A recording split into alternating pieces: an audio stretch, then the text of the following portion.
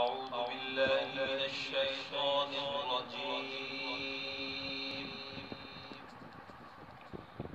بسم الله الرحمن الرحيم.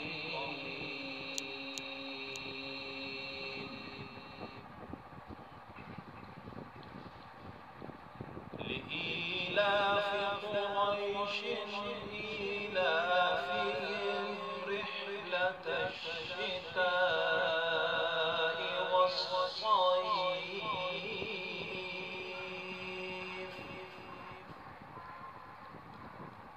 فليعبدوا رب هذا البيت الذي أطعمهم من جوع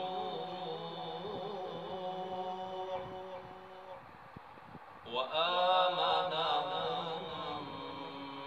من خوف. صدق